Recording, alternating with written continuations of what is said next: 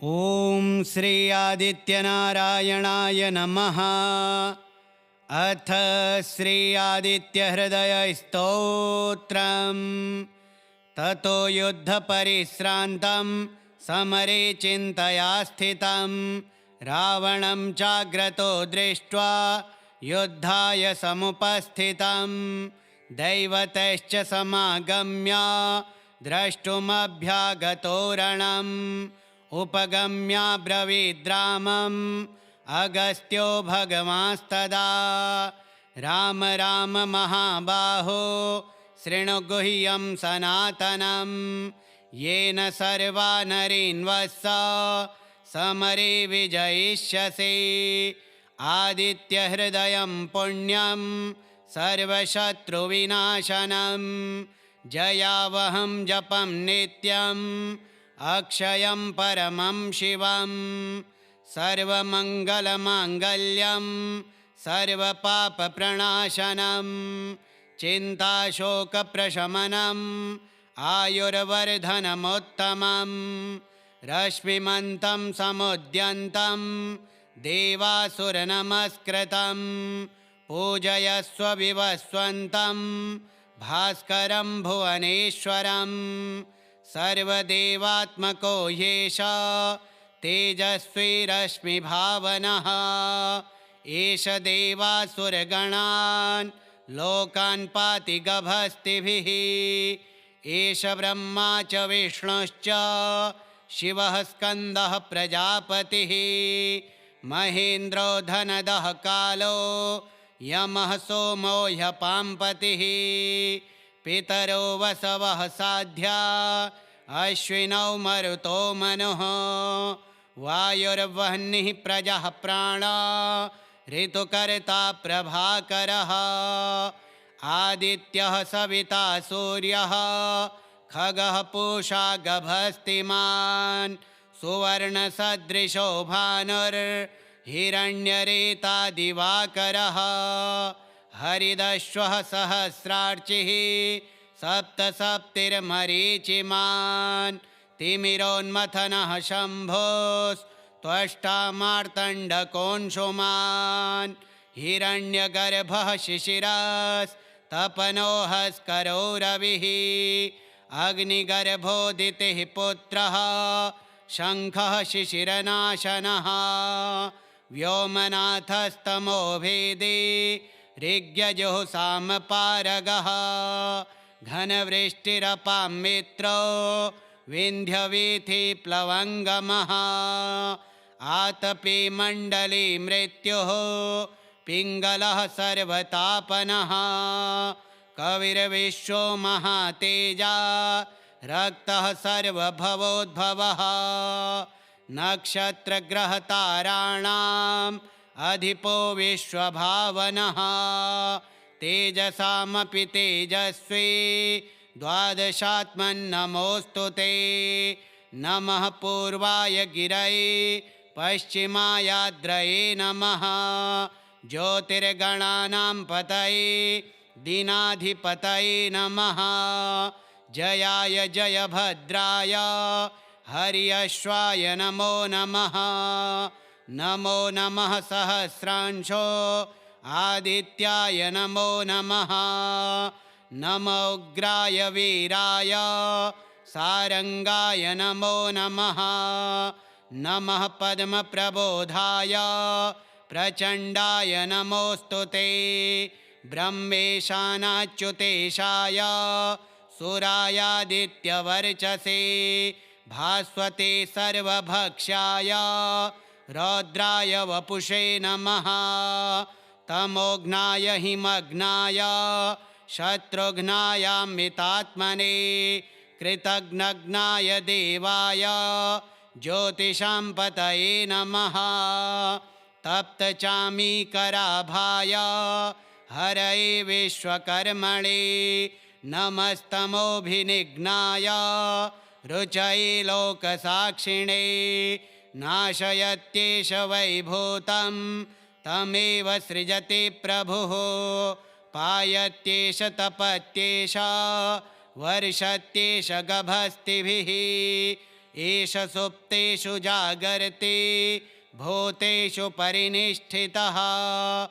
एष चैवाग्निहोत्रं च फलं चैवाग्निहोत्रिणां देवाश्च क्रतवश्चैव क्रतूनां फलमेव च यानि कृत्यानि लोकेषु सर्वेषु परमप्रभुः एनमापस्सु कृच्छ्रेषु कान्तारेषु भयेषु च कीर्तयन् पुरुषः कश्चिन्नावसीदति राघव पूजयस्वैनमेकाग्रो देवदेवं जगत्पतिम् एतत्त्रिगुणितं जप्त्वा युद्धेषु विजयिष्यसि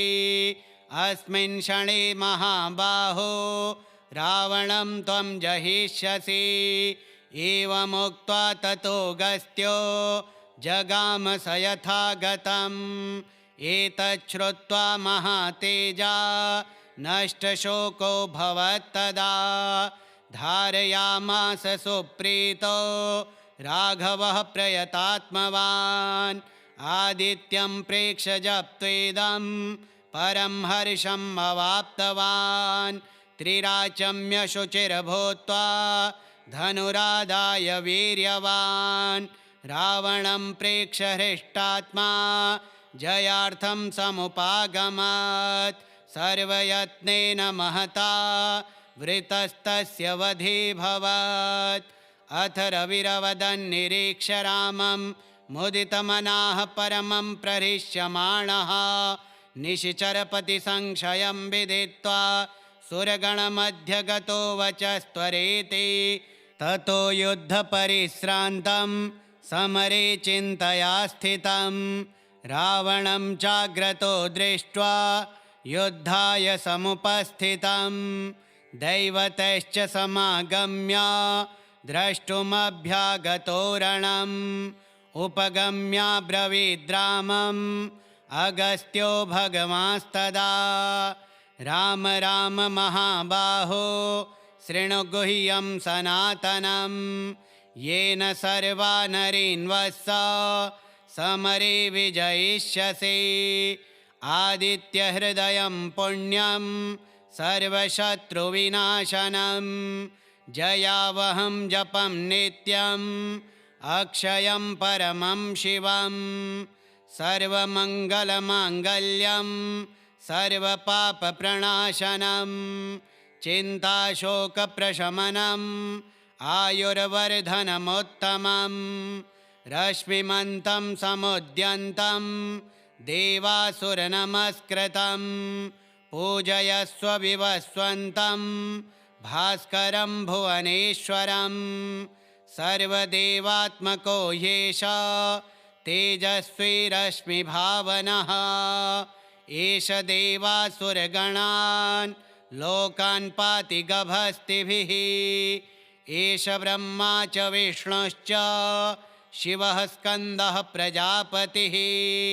महेन्द्रो धनदः कालो यमः सोमो ह्यपाम्पतिः पितरो वसवः साध्या अश्विनौ मरुतो मनुः वायुर्वह्निः प्रजः प्राणा ऋतुकर्ता प्रभाकरः आदित्यः सविता सूर्यः खगः पूषा गभस्तिमान् सुवर्णसदृशो भानुर्हिरण्यरेता दिवाकरः हरिदश्वः सहस्रार्चिः सप्तसप्तिर्मरीचिमान् तिमिरोन्मथनः शम्भोस्त्वष्टा मार्तण्डकोऽंशुमान् हिरण्यगर्भः शिशिरस्तपनोऽहस्करो रविः अग्निगर्भोदितिः पुत्रः शङ्खः शिशिरनाशनः व्योमनाथस्तमो भेदी ऋग्यजुः सामपारगः घनवृष्टिरपां मित्रो विन्ध्यवीथिप्लवङ्गमः आतपी मण्डली मृत्युः पिङ्गलः सर्वतापनः कविर्विश्वो महातेजा रक्तः सर्वभवोद्भवः नक्षत्रग्रहताराणाम् अधिपो विश्वभावनः तेजसामपि तेजस्वी द्वादशात्मन्नमोऽस्तु ते नमः पूर्वाय गिरये पश्चिमायाद्रये नमः ज्योतिर्गणानां पतये दीनाधिपतये नमः जयाय जयभद्राय हर्यश्वाय नमो नमः नमो नमः सहस्रांशो आदित्याय नमो नमः नमो उग्राय वीराय सारंगाय नमो नमः नमः पद्मप्रबोधाय प्रचण्डाय नमोऽस्तु ते ब्रह्मेशानाच्युतेशाय सुरायादित्यवर्चसे भास्वते सर्वभक्ष्याय रौद्राय वपुषे नमः तमोघ्नाय हिमग्नाय शत्रुघ्नायामितात्मने कृतघ्नघ्नाय देवाय ज्योतिषां पतये नमः तप्तचामीकराभाय हरये विश्वकर्मणे नमस्तमोभिनिघ्नाय रुचये लोकसाक्षिणे नाशयत्येष वैभूतं तमेव सृजति प्रभुः पायत्येष तपत्येष वर्षत्येष गभस्तिभिः एष सुप्तेषु जागर्ति भूतेषु परिनिष्ठितः एष चैवाग्निहोत्रं च फलं चैवाग्निहोत्रिणां देवाश्च क्रतवश्चैव क्रतूनां फलमेव च यानि कृत्यानि लोकेषु सर्वेषु परमप्रभुः एनमापस्सु कृच्छ्रेषु कान्तारेषु भयेषु च कीर्तयन् पुरुषः कश्चिन् नावसीदति राघव पूजयस्वैनमेकाग्रो देवदेवं जगत्पतिम् एतत् त्रिगुणितं जप्त्वा युद्धेषु विजयिष्यसि अस्मिन् क्षणे महाबाहो रावणं त्वं जहिष्यसि एवमुक्त्वा ततोऽगस्त्यो जगाम स यथा गतम् एतच्छ्रुत्वा महातेजा नष्टशोको भवत्तदा धारयामास सुप्रीतो राघवः प्रयतात्मवान् आदित्यं प्रेक्ष्य जप्त्वेदं परं हर्षम् अवाप्तवान् त्रिराचम्य शुचिर्भूत्वा धनुरादाय वीर्यवान् रावणं प्रेक्ष्य हृष्टात्मा जयार्थं समुपागमत् सर्वयत्नेन महता वृतस्तस्य वधीभवत् अथ रविरवदन्निरीक्ष्य रामं मुदितमनाः परमं प्रहृष्यमाणः निशिचरपतिसंशयं विदित्वा सुरगणमध्यगतो वचस्त्वरेति ततो युद्धपरिश्रान्तं समरे चिन्तया स्थितं रावणं चाग्रतो दृष्ट्वा युद्धाय समुपस्थितं दैवतैश्च समागम्य द्रष्टुमभ्यागतो रणम् उपगम्याब्रवीद्रामम् अगस्त्यो भगवांस्तदा राम राम महाबाहो शृणु गुह्यं सनातनं येन सर्वा नरीन्वत्स समरे विजयिष्यसि आदित्यहृदयं पुण्यं सर्वशत्रुविनाशनं जयावहं जपं नित्यम् अक्षयं परमं शिवं सर्वमङ्गलमाङ्गल्यं सर्वपापप्रणाशनं चिन्ताशोकप्रशमनम् आयुर्वर्धनमुत्तमं रश्मिमन्तं समुद्यन्तं देवासुरनमस्कृतं पूजयस्व विवस्वन्तं भास्करं भुवनेश्वरं सर्वदेवात्मको ह्येष तेजस्वी रश्मिभावनः एष देवासुरगणान् लोकान् पाति गभस्तिभिः एष ब्रह्मा च विष्णुश्च शिवः स्कन्दः प्रजापतिः महेन्द्रो धनदः कालो यमः सोमो ह्यपाम्पतिः पितरो वसवः साध्या अश्विनौ मरुतो मनुः वायुर्वह्निः प्रजः प्राणा ऋतुकर्ता प्रभाकरः आदित्यः सविता सूर्यः खगः पूषा गभस्तिमान् सुवर्णसदृशो भानुर्हिरण्यरेता दिवाकरः हरिदश्वः सहस्रार्चिः सप्तसप्तिर्मरीचिमान् तिमिरोन्मथनः शम्भोस्त्वष्टा मार्तण्डकोऽंशुमान् हिरण्यगर्भः शिशिरस्तपनोऽहस्करो रविः अग्निगर्भोदितिः पुत्रः शङ्खः शिशिरनाशनः व्योमनाथस्तमो भेदी ऋग्यजुः सामपारगः घनवृष्टिरपां मित्रो विन्ध्यवीथिप्लवङ्गमः आतपी मण्डली मृत्युः पिङ्गलः सर्वतापनः कविर्विश्वो महातेजा रक्तः सर्वभवोद्भवः नक्षत्रग्रहताराणाम् अधिपो विश्वभावनः तेजसामपि तेजस्वी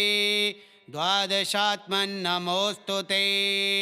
नमः पूर्वाय गिरये पश्चिमायाद्रये नमः ज्योतिर्गणानां पतये दीनाधिपतये नमः जयाय जयभद्राय हर्यश्वाय नमो नमः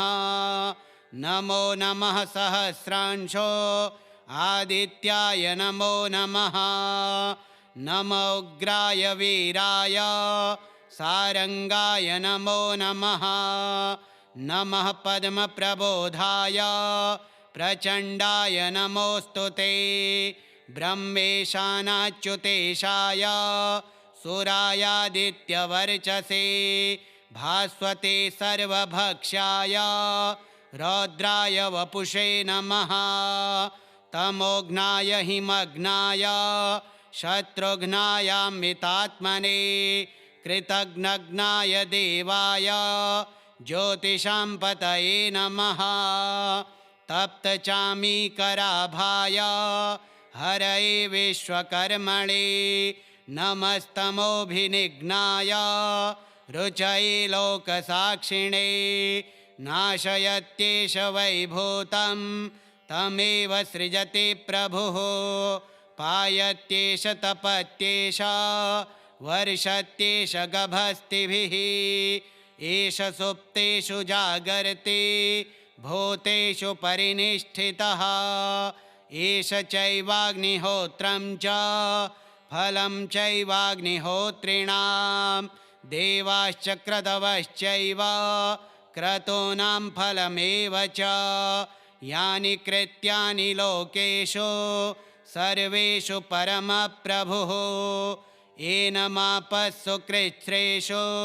कान्तारेषु भयेषु च कीर्तयन् पुरुषः कश्चिन् नावसीदति राघव पूजयस्वैनमेकाग्रो देवदेवं जगत्पतिम् एतत्त्रिगुणितं जप्त्वा युद्धेषु विजयिष्यसि अस्मिन् क्षणे महाबाहो रावणं त्वं जहिष्यसि एवमुक्त्वा ततो गस्त्यो जगाम स यथा गतम् एतच्छ्रुत्वा महातेजा नष्टशोको भवत्तदा धारयामास सुप्रीतो राघवः प्रयतात्मवान् आदित्यं प्रेक्ष्य जप्त्वेदं परं हर्षम् अवाप्तवान् त्रिराचम्य शुचिर्भूत्वा धनुरादाय वीर्यवान् रावणं प्रेक्ष्य हृष्टात्मा जयार्थं समुपागमत् सर्वयत्नेन महता वृतस्तस्य वधेऽभवत् अथ रविरवदन्निरीक्ष्य रामं मुदितमनाः परमं प्रहृष्यमाणः निशिचरपतिसंशयं विदित्वा सुरगणमध्यगतो वचस्त्वरेति श्रीवाल्मीकीये रामायणे युद्धकाण्डे अगस्त्यप्रोक्तम् आदित्यहृदयस्तोत्रं श्रीसूर्यनारायणार्पणमस्तु। ॐ श्री आदित्यनारायणाय नमः। अथ श्रीदक्षिणकाली रक्षाकवचम्। ॐ कालीं क्रोधसमायुक्तां चण्डमुण्डविनाशिनीं दक्षिणायै नमस्तुभ्यं रक्ष मां भयसंस्थिते। कपालमालिनी त्वं च रुद्रहस्ता भयानका दुष्टनाशकदे देवी रक्ष मां कालरूपिणी। दुष्टनाशकदे देवी रक्ष मां कालरूपिणी। भूतप्रेतपिशाचेभ्यः शत्रुभ्यः द्रावयाशु मां मन्त्रतन्त्रवशं नायात् यन्त्रं नाशय मां शुभे। दुष्टबुद्धिप्रणाशाय रक्ष मां परमेश्वरी। गले मुण्डमालाभूषे हृदि त्वं सन्निधिं कुरु। कृपां कुरु जगन्मातः सर्वदुःखनिवारिणी। सर्वरोगप्रशमिनी रक्ष मां दक्षिणेश्वरी। शमशानवासिनी त्वं च महाकालस्य कामिनी। वज्रदंष्ट्रे ऋणदंष्ट्रे मम चित्ते निवास कुरु। नमस्ते कालरात्रे त्वं ह्यम्बिके रुद्ररूपिणी। त्वं समर्था च सर्वत्र रक्ष मां भयहारिणी। त्रिनेत्रधारिणी त्वं च नीलवर्णा भयानका। सङ्कटेषु सदा देवी त्राहि मां चण्डिके शुभे। यैदं कवचं दिव्यं कालीप्रसादसम्भवं पठे श्रद्धासमायुक्तः तं न बाधेत्तु कश्चन। ॐ कालीं क्रोधसमायुक्तां चण्डमुण्डविनाशिनीं दक्षिणायै नमस्तुभ्यं रक्ष मां भयसंस्थिते। कपालमालिनी त्वं च रुद्रहस्ता भयानका दुष्टनाशकदे देवी रक्ष मां कालरूपिणी। दुष्टनाशकदे देवी रक्ष मां कालरूपिणी। भूतप्रेतपिशाचेभ्यः शत्रुभ्यः द्रावयाशु मां मन्त्रतन्त्रवशं नायात् यन्त्रं नाशय मां शुभे। दुष्टबुद्धिप्रणाशाय रक्ष मां परमेश्वरी। गले मुण्डमालाभूषे हृदि त्वं सन्निधिं कुरु। कृपां कुरु जगन्मातः सर्वदुःखनिवारिणी। सर्वरोगप्रशमिनी रक्ष मां दक्षिणेश्वरी। शमशानवासिनी त्वं च महाकालस्य कामिनी। वज्रदंष्ट्रे ऋणदंष्ट्रे मम चित्ते निवास कुरु। नमस्ते कालरात्रे त्वं ह्यम्बिके रुद्ररूपिणी। त्वं समर्था च सर्वत्र रक्ष मां भयहारिणी। त्रिनेत्रधारिणी त्वं च नीलवर्णा भयानका। सङ्कटेषु सदा देवी त्राहि मां चण्डिके शुभे। यैदं कवचं दिव्यं कालीप्रसादसम्भवं पठे श्रद्धासमायुक्तः तं न बाधेत्तु कश्चन। ॐ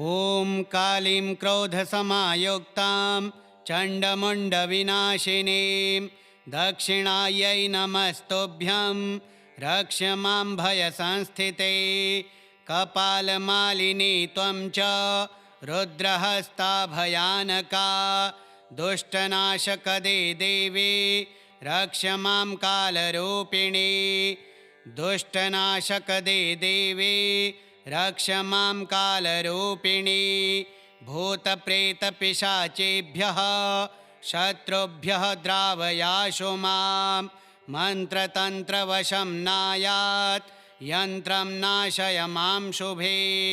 दुष्टबुद्धिप्रणाशाय रक्ष मां परमेश्वरी गले मुण्डमालाभूषे हृदि त्वं सन्निधिं कुरु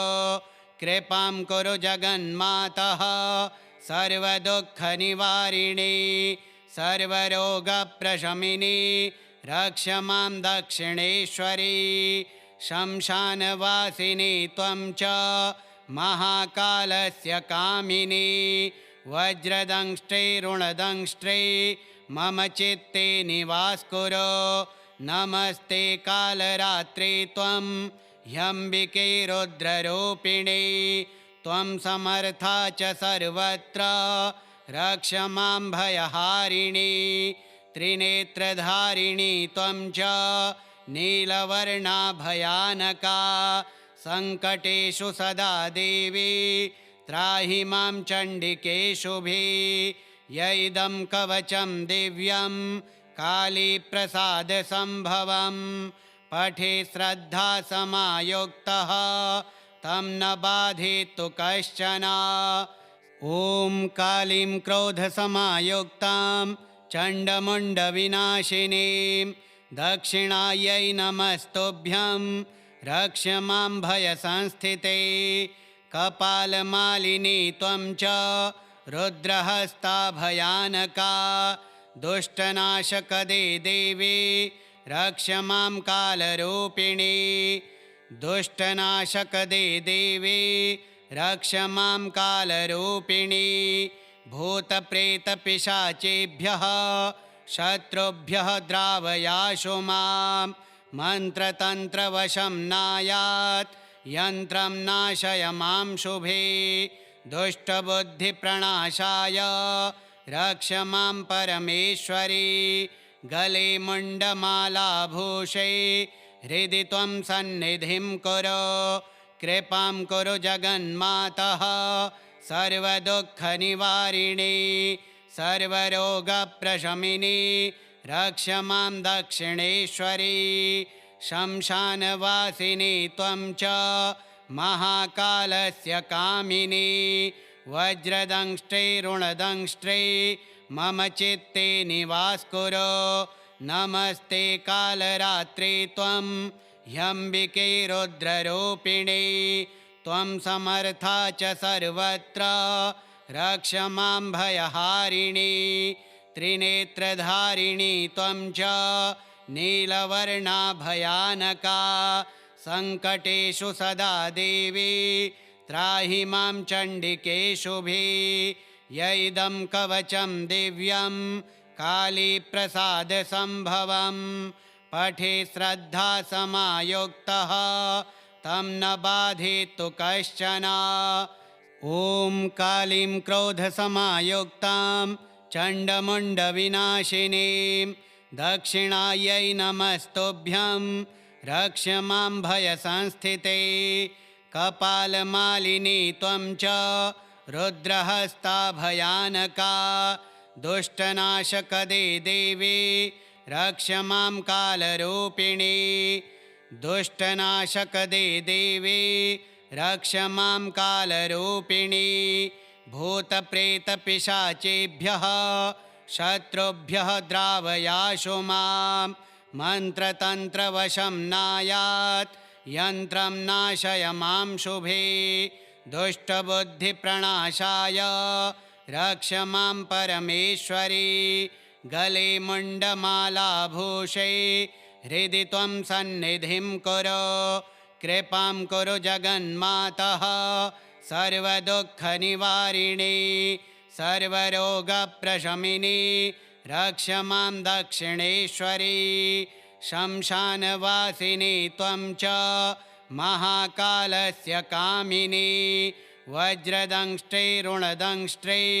मम चित्ते निवास्कुरु नमस्ते कालरात्रि त्वं ह्यम्बिके रुद्ररूपिणी त्वं समर्था च सर्वत्र रक्ष मां भयहारिणी त्रिनेत्रधारिणी त्वं च नीलवर्णा भयानका संकटेषु सदा देवी त्राहि मां चण्डिके शुभे यैदं कवचं दिव्यं कालीप्रसादसम्भवं पठे श्रद्धा समायुक्तः तं न बाधेत्तु कश्चन। ॐ कालीं क्रोधसमायुक्तां चण्डमुण्डविनाशिनीं दक्षिणायै नमस्तुभ्यं रक्ष मां भयसंस्थिते कपालमालिनी त्वं च रुद्रहस्ता भयानका दुष्टनाशकदे देवी रक्ष मां कालरूपिणी दुष्टनाशकदे देवी रक्ष मां कालरूपिणी भूतप्रेतपिशाचेभ्यः शत्रुभ्यः द्रावयाशु मां मन्त्रतन्त्रवशं नायात् यन्त्रं नाशय मां शुभे दुष्टबुद्धिप्रणाशाय रक्ष मां परमेश्वरी गले मुण्डमालाभूषे हृदि त्वं सन्निधिं कुरु कृपां कुरु जगन्मातः सर्वदुःखनिवारिणी सर्वरोगप्रशमिनी रक्ष मां दक्षिणेश्वरी शंशानवासिनी त्वं च महाकालस्य कामिनी वज्रदंष्ट्रैरुणदंष्ट्रै मम चित्ते निवास्कुरु नमस्ते कालरात्रि त्वं ह्यम्बिके रुद्ररूपिणी त्वं समर्था च सर्वत्र रक्ष मां भयहारिणी त्रिनेत्रधारिणी त्वं च नीलवर्णा भयानका संकटेषु सदा देवी त्राहि मां चण्डिके शुभे यैदं कवचं दिव्यं कालीप्रसादसम्भवं पठे श्रद्धा समायुक्तः तं न बाधेत्तु कश्चन। ॐ कालीं क्रोधसमायुक्तां चण्डमुण्डविनाशिनीं दक्षिणायै नमस्तुभ्यं रक्ष मां भयसंस्थिते कपालमालिनी त्वं च रुद्रहस्ता भयानका दुष्टनाशकदे देवी रक्ष मां कालरूपिणी दुष्टनाशकदे देवी रक्ष मां कालरूपिणी भूतप्रेतपिशाचेभ्यः शत्रुभ्यः द्रावयाशु मां मन्त्रतन्त्रवशं नायात् यन्त्रं नाशय मां शुभे दुष्टबुद्धिप्रणाशाय रक्ष मां परमेश्वरी गले मुण्डमालाभूषे हृदि त्वं सन्निधिं कुरु कृपां कुरु जगन्मातः सर्वदुःखनिवारिणी सर्वरोगप्रशमिनी रक्ष मां दक्षिणेश्वरी शंशानवासिनी त्वं च महाकालस्य कामिनी वज्रदंष्ट्रैरुणदंष्ट्रै मम चित्ते निवास्कुरु नमस्ते कालरात्रि त्वं ह्यम्बिके रुद्ररूपिणी त्वं समर्था च सर्वत्र रक्ष मां भयहारिणी त्रिनेत्रधारिणी त्वं च नीलवर्णा भयानका संकटेषु सदा देवी त्राहि मां चण्डिके शुभे यैदं कवचं दिव्यं कालीप्रसादसम्भवं पठे श्रद्धा समायुक्तः तं न बाधेत्तु कश्चन। ॐ कालीं क्रोधसमायुक्तां चण्डमुण्डविनाशिनीं दक्षिणायै नमस्तुभ्यं रक्ष मां भयसंस्थिते कपालमालिनी त्वं च रुद्रहस्ता भयानका दुष्टनाशकदे देवी रक्ष मां कालरूपिणी दुष्टनाशकदे देवी रक्ष मां कालरूपिणी भूतप्रेतपिशाचेभ्यः शत्रुभ्यः द्रावयाशु मां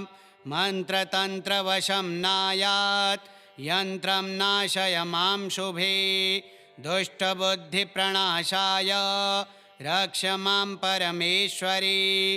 गले मुण्डमालाभूषे हृदि त्वं सन्निधिं कुरु कृपां कुरु जगन्मातः सर्वदुःखनिवारिणी सर्वरोगप्रशमिनी रक्ष मां दक्षिणेश्वरी शमशानवासिनी त्वं च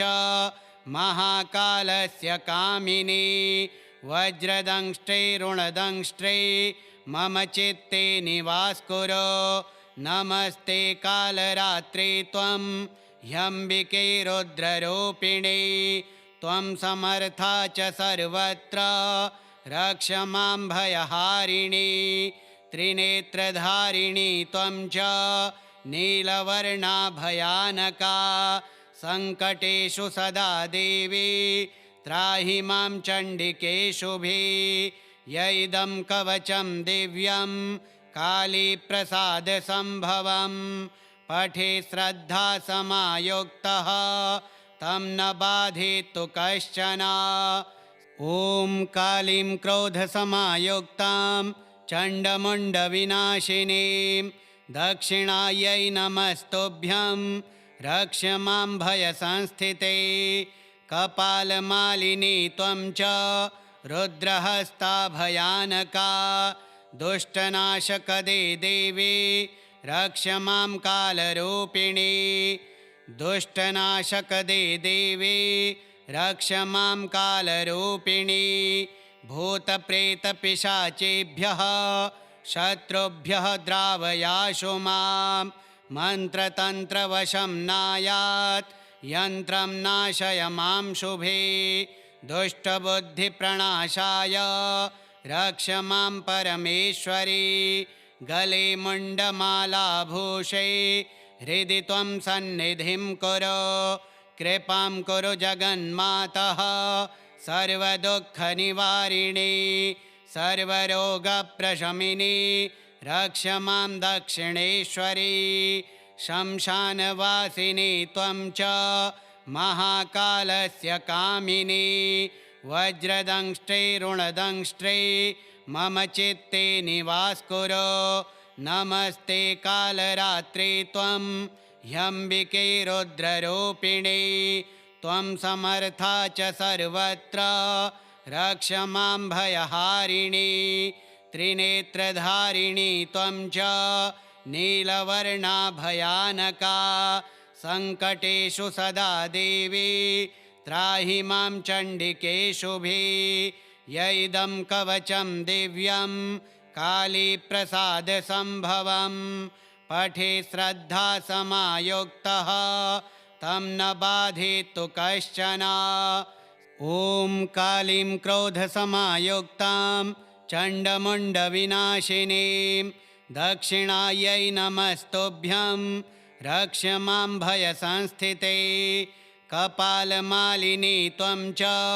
रुद्रहस्ता भयानका दुष्टनाशकदे देवी रक्ष मां कालरूपिणी दुष्टनाशकदे देवी रक्ष मां कालरूपिणी भूतप्रेतपिशाचेभ्यः शत्रुभ्यः द्रावयाशु मां मन्त्रतन्त्रवशं नायात् यन्त्रं नाशय मां शुभे दुष्टबुद्धिप्रणाशाय रक्ष मां परमेश्वरी गले मुण्डमालाभूषे हृदि त्वं सन्निधिं कुरु कृपां कुरु जगन्मातः सर्वदुःखनिवारिणी सर्वरोगप्रशमिनी रक्ष मां दक्षिणेश्वरी शमशानवासिनी त्वं च महाकालस्य कामिनी वज्रदंष्ट्रैरुणदंष्ट्रै मम चित्ते निवास्कुरु नमस्ते कालरात्रि त्वं ह्यम्बिके रुद्ररूपिणे त्वं समर्था च सर्वत्र रक्ष मां भयहारिणी त्रिनेत्रधारिणी त्वं च नीलवर्णा भयानका संकटेषु सदा देवी त्राहि मां चण्डिके शुभे य इदं कवचं दिव्यं कालीप्रसादसम्भवं पठे श्रद्धासमायुक्तः तं न बाधेत्तु कश्चन। ॐ कालीं क्रोधसमायुक्तां चण्डमुण्डविनाशिनीं दक्षिणायै नमस्तुभ्यं रक्ष मां भयसंस्थिते कपालमालिनी त्वं च रुद्रहस्ता भयानका दुष्टनाशकदे देवी रक्ष मां कालरूपिणी दुष्टनाशकदे देवी रक्ष मां कालरूपिणी भूतप्रेतपिशाचेभ्यः शत्रुभ्यः द्रावयाशु मां मन्त्रतन्त्रवशं नायात् यन्त्रं नाशय मां शुभे दुष्टबुद्धिप्रणाशाय रक्ष मां परमेश्वरी गले मुण्डमालाभूषे हृदि त्वं सन्निधिं कुरु कृपां कुरु जगन्मातः सर्वदुःखनिवारिणी सर्वरोगप्रशमिनी रक्ष मां दक्षिणेश्वरी शमशानवासिनी त्वं च महाकालस्य कामिनी वज्रदंष्ट्रैरुणदंष्ट्रै मम चित्ते निवास्कुरु नमस्ते कालरात्रि त्वं ह्यम्बिके रुद्ररूपिणे त्वं समर्था च सर्वत्र रक्ष मां भयहारिणी त्रिनेत्रधारिणी त्वं च नीलवर्णा भयानका संकटेषु सदा देवी त्राहि मां चण्डिके शुभे य इदं कवचं दिव्यं कालीप्रसादसम्भवं पठे श्रद्धासमायुक्तः तं न बाधेत्तु कश्चन। ॐ कालीं क्रोधसमायुक्तां चण्डमुण्डविनाशिनीं दक्षिणायै नमस्तुभ्यं रक्ष मां भयसंस्थिते कपालमालिनी त्वं च रुद्रहस्ता भयानका दुष्टनाशकदे देवी रक्ष मां कालरूपिणी दुष्टनाशकदे देवी रक्ष मां कालरूपिणी भूतप्रेतपिशाचेभ्यः शत्रुभ्यः द्रावयाशु मां मन्त्रतन्त्रवशं नायात् यन्त्रं नाशय मां शुभे दुष्टबुद्धिप्रणाशाय रक्ष मां परमेश्वरी गले मुण्डमालाभूषे हृदि त्वं सन्निधिं कुरु कृपां कुरु जगन्मातः सर्वदुःखनिवारिणी सर्वरोगप्रशमिनी रक्ष मां दक्षिणेश्वरी शमशानवासिनी त्वं च महाकालस्य कामिनी वज्रदंष्ट्रैरुणदंष्ट्रै मम चित्ते निवास्कुरु नमस्ते कालरात्रि त्वं ह्यम्बिके रुद्ररूपिणे त्वं समर्था च सर्वत्र रक्ष मां भयहारिणी त्रिनेत्रधारिणी त्वं च नीलवर्णा भयानका संकटेषु सदा देवी त्राहि मां चण्डिके शुभे य इदं कवचं दिव्यं कालीप्रसादसम्भवं पठे श्रद्धासमायुक्तः तं न बाधेत्तु कश्चन। ॐ कालीं क्रोधसमायुक्तां चण्डमुण्डविनाशिनीं दक्षिणायै नमस्तुभ्यं रक्ष मां भयसंस्थिते कपालमालिनी त्वं च रुद्रहस्ता भयानका दुष्टनाशकदे देवी रक्ष मां कालरूपिणी दुष्टनाशकदे देवी रक्ष मां कालरूपिणी भूतप्रेतपिशाचेभ्यः शत्रुभ्यः द्रावयाशु मां मन्त्रतन्त्रवशं नायात् यन्त्रं नाशय मां शुभे दुष्टबुद्धिप्रणाशाय रक्ष मां परमेश्वरी गले मुण्डमालाभूषे हृदि त्वं सन्निधिं कुरु कृपां कुरु जगन्मातः सर्वदुःखनिवारिणी सर्वरोगप्रशमिनी रक्ष मां दक्षिणेश्वरी शमशानवासिनी त्वं च महाकालस्य कामिनी वज्रदंष्ट्रे ऋणदंष्ट्रे मम चित्ते निवास कुरु नमस्ते कालरात्रे त्वं ह्यम्बिके रुद्ररूपिणी त्वं समर्था च सर्वत्र रक्ष मां भयहारिणी त्रिनेत्रधारिणी त्वं च नीलवर्णा भयानका सङ्कटेषु सदा देवी त्राहि मां चण्डिके शुभे यैदं कवचं दिव्यं कालीप्रसादसम्भवं पठे श्रद्धासमायुक्तः तं न बाधेत्तु कश्चन ॐ कालीं क्रोधसमायुक्तां चण्डमुण्डविनाशिनीं दक्षिणायै नमस्तुभ्यं रक्ष मां भयसंस्थिते कपालमालिनी त्वं च रुद्रहस्ता भयानका दुष्टनाशकदे देवी रक्ष मां कालरूपिणी दुष्टनाशकदे देवी रक्ष मां कालरूपिणी भूतप्रेतपिशाचेभ्यः शत्रुभ्यः द्रावयाशु मां मन्त्रतन्त्रवशं नायात् यन्त्रं नाशय मां शुभे दुष्टबुद्धिप्रणाशाय रक्ष मां परमेश्वरी गले मुण्डमालाभूषे हृदि त्वं सन्निधिं कुरु कृपां कुरु जगन्मातः सर्वदुःखनिवारिणी सर्वरोगप्रशमिनी रक्ष मां दक्षिणेश्वरी शमशानवासिनी त्वं च महाकालस्य कामिनी वज्रदंष्ट्रे ऋणदंष्ट्रे मम चित्ते निवास कुरु नमस्ते कालरात्रे त्वं ह्यम्बिके रुद्ररूपिणी त्वं समर्था च सर्वत्र रक्ष मां भयहारिणी त्रिनेत्रधारिणी त्वं च नीलवर्णा भयानका सङ्कटेषु सदा देवी त्राहि मां चण्डिके शुभे यैदं कवचं दिव्यं कालीप्रसादसम्भवं पठे श्रद्धासमायुक्तः तं न बाधेत्तु कश्चन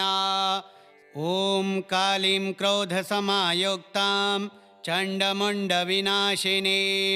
दक्षिणायै नमस्तुभ्यं रक्ष मां भयसंस्थिते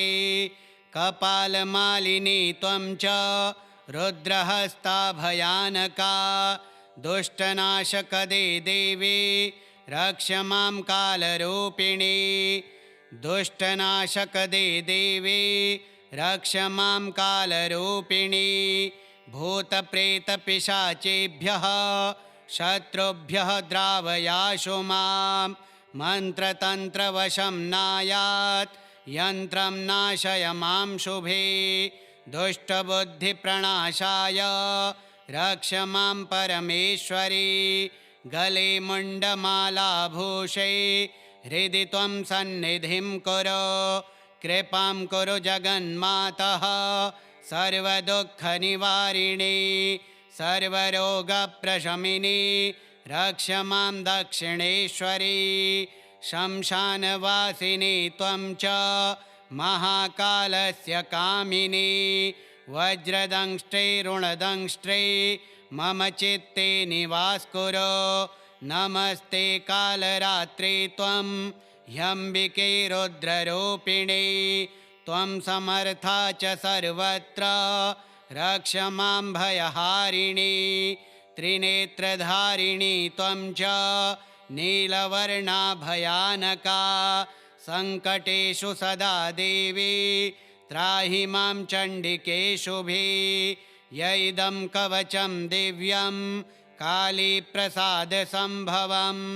पठे श्रद्धासमायुक्तः तं न बाधेत्तु कश्चन। ॐ कालीं क्रोधसमायुक्तां चण्डमुण्डविनाशिनीं दक्षिणायै नमस्तुभ्यं रक्ष मां भयसंस्थिते कपालमालिनी त्वं च रुद्रहस्ता भयानका दुष्टनाशकदे देवी रक्ष मां कालरूपिणी